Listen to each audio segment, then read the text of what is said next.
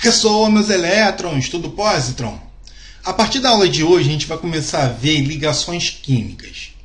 As ligações químicas são extremamente importantes para descrever o comportamento das substâncias ao nosso redor. Por que o açúcar vira caramelo, mas o sal não consegue derreter? Por que uma panela conduz calor, mas uma borracha é isolante? Então a gente vai tentar entender um pouquinho esse tipo de comportamento através das ligações. Vamos lá? Ligação química. Uma ligação química é uma interação entre dois ou mais átomos que resulta na redução da energia livre para o sistema relativa aos átomos isolados. Ou seja, uma ligação é uma interação entre átomos que servem para reduzir a sua energia.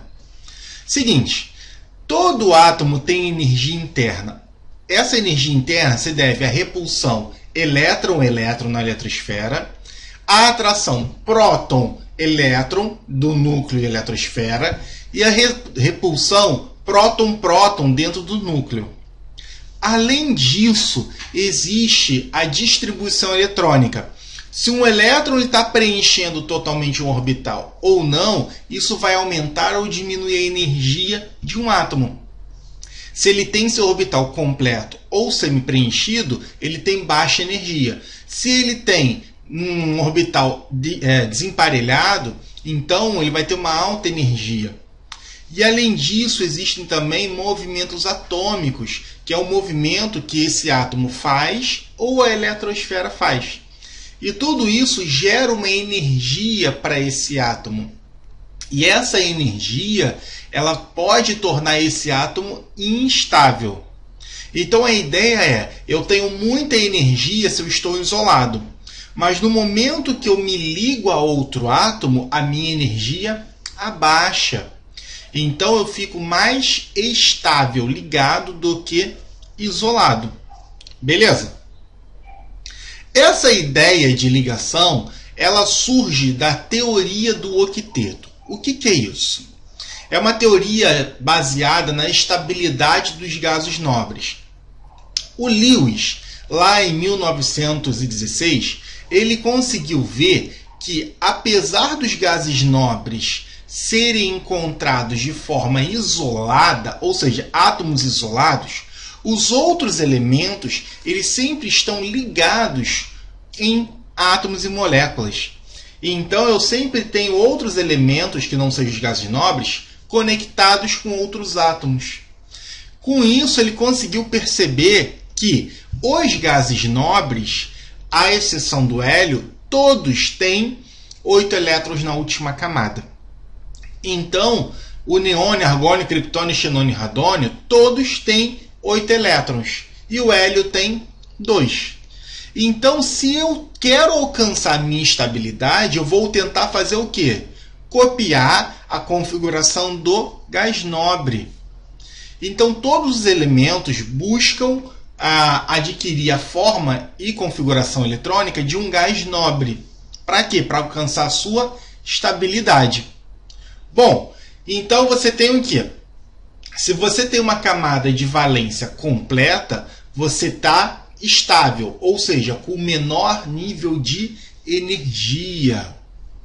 Os gases nobres são os únicos que têm a camada de valência completa, ou seja, com 8 elétrons, à exceção do hélio. Uma ligação entre átomos é uma tentativa de completar a camada de valência dos átomos. Para quê? Para reduzir a sua energia livre. Eric, mas como é que acontece essa ligação? Seguinte, os átomos inicialmente eles estão isolados. Aqui, ó. Inicialmente esses átomos estão isolados. Conforme eles vão se aproximando, o que vai acontecendo com a energia? Ela vai diminuindo. Então você tem energias cada vez menores até que chega a um ponto, a uma certa distância, aonde essa energia é mínima. Então esses átomos vão tentar se manter nessa distância. Se eles se aproximarem mais, a repulsão elétron-elétron e próton-próton vai fazer o quê?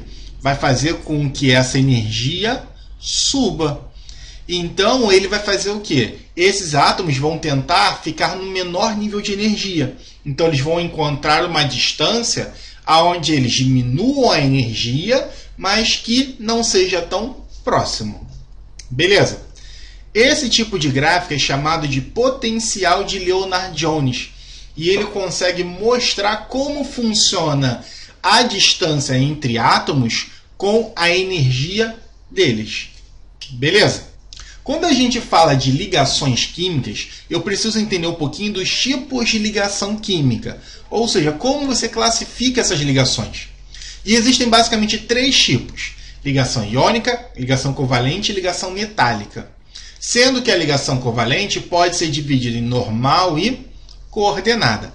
Cada uma dessas ligações vai ter uma característica muito única. Beleza?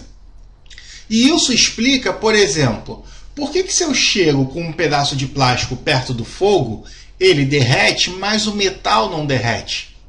Por que o sal de cozinha na panela não funde, mas o açúcar vira caramelo? Por que o metal conduz eletricidade, mas uma borracha não? Plástico basicamente é feito de ligações covalentes. Metal tem ligações metálicas e o sal tem ligações iônicas. E cada uma dessas ligações dá uma característica muito diferente, que é o que a gente vai ver na próxima aula. Galera, então é isso. Nessa aula a gente fez uma pequena introdução sobre ligações químicas. Vimos por que átomos se ligam para alcançar a regra do octeto, ou seja, ficar com uma configuração de gases nobres. Vimos os tipos de ligação e a gente conversou um pouquinho das características desses materiais, ou seja, por que eu tenho propriedades diferentes. Pessoal, até a próxima aula. Muito obrigado. Beijos no elétron.